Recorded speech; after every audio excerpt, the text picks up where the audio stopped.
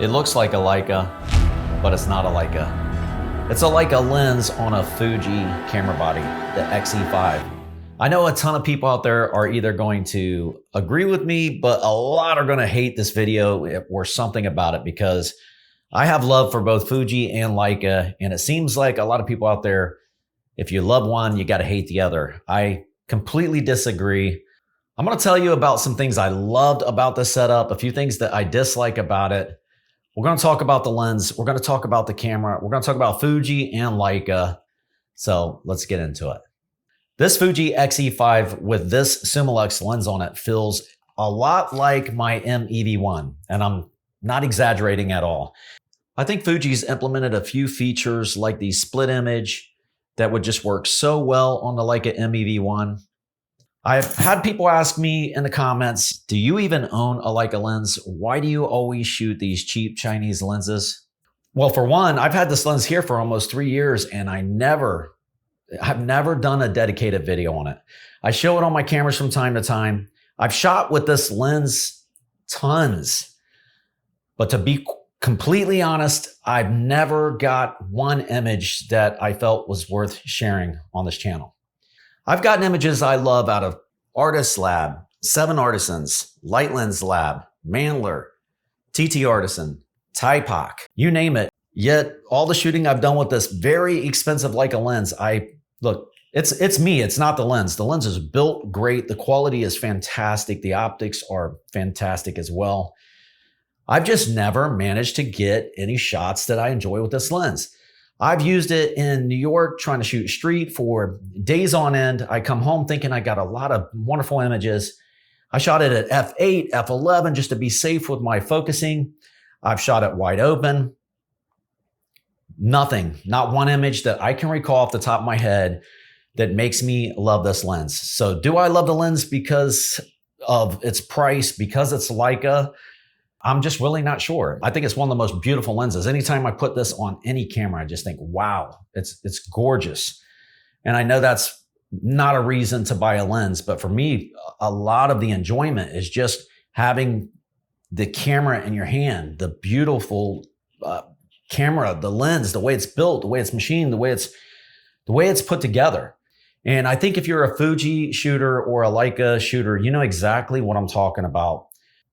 Now, the pricing on this lens has gone up. I think when I purchased it in December of 24, I guess it was, I think I paid $6,400 for the lens, and today it is $7,200. That is US. I think if I resold this lens, of course, I'm going to lose some money, but Leica just holds value. But I can say the same about Fuji. I bought the X100V back when it first came out in 2020. And I sold that camera. I regret selling it, by the way, but I sold it just because I have too many cameras, not enough time to shoot them. And I was just trying to trim down my collection. So I sold that camera for $1,750. When I bought the camera brand new, I bought it for, I think they were going for $1,400. I want to say $1,395 or something like that. So $1,400. So I actually used that camera for 5 years and sold it for a profit. Then I sold my Fuji X Pro 3. There's a very cool story to that. And that is, after I sold the camera, I regretted selling it as well. So I'm on Facebook all the time. I'm just all of a sudden now I'm looking at X Pro 3s and none of them are in the shape that my camera was in. My camera was like brand new. When I ran a report on the shutter count on it, I think it was like 500 something shots. I don't think that's accurate. Maybe it's I left the camera set for about a year and it kind of reset. I don't know what the deal is, but that's what it showed. The camera has 0 flaws, and I sold it for $1,900 and something, right at $2,000. I did sell it with the Bright and Star lens on it that I reviewed.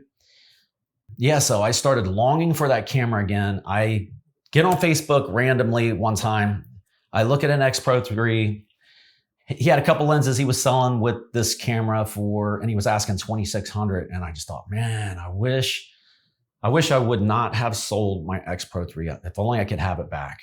And as soon as I closed out of that window, the very next camera that pops up is my X Pro 3. The guy that bought it from me put it back up for sale. It had the same Bright and Star lens on it, this lens right here, and of course this brown leather case right here. So I knew instantly it was mine. I reached out to him. He didn't realize it was me until I told him, yo, what's wrong? Did you not like the camera? What happened? Said he had other obligations that he really needed the money for, so he needed to sell it. So I actually bought it back. I got my X Pro 3 back. I cannot believe it. A couple months had passed by. Did I love the shooting experience with this? It's very front heavy with the lens on it. It looks fantastic from the front view. I do like punching in and focusing the cameras. If they would just implement a way to half press the shutter so you can reframe your shot real quick. It's just so much nicer when you can just half press and it pulls back.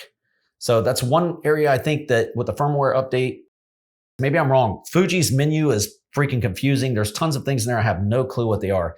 Maybe it's a feature I'm missing. So if so, let me know. That would improve this overall shooting experience by a ton. All right, so I said that the shooting experience is much like the MEV1. It very much is to me. I think the EVF of this X-E5 is just okay. It's not bad. It's not the best. I feel the same with the MEV1. There is one thing to know if you're going to shoot manual lenses that do not communicate with the camera, you'll have to enable the shutter to fire without lens. And how you would do that is just jump into the menu. We're going to head down to the wrench icon. I believe it's under button settings. Scroll on down to page 2 of 3. Shoot without lens on. I've got it set to on, but it will be default set to off, so you will need to turn that on. Now when you press your shutter will fire.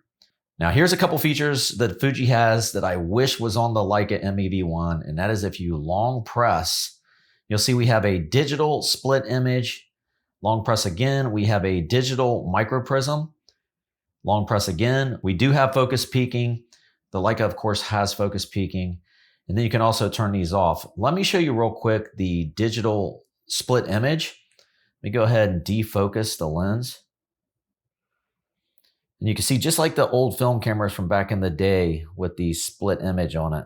When you bring the picture into alignment, you know you're in focus. The same thing is gonna hold true with the micro prism. Let's go ahead and defocus it. You'll see here it looks like a bunch of pixels. Same thing, when they disappear, you're in focus. If Fuji can implement this digital split image and this digital microprism, why can we not have a digital rangefinder patch that works just like a rangefinder? I just want to give you my experience with this camera, with this lens setup, and tell you my story on my X Pro 3. And to all of you people out there that think I stopped shooting Fuji, I have not. I love Fuji. It's just I think I love Leica a little bit more. Don't hate me for that. I just do. I will leave links in the description for the adapter, also the cameras, the lens, you name it, everything you saw in the video, including these beautiful camera accessories by Owl Crown. The case, the thumb grip. There is a 10% discount code in the description. Check them out. Thanks for hanging out with me. I appreciate it.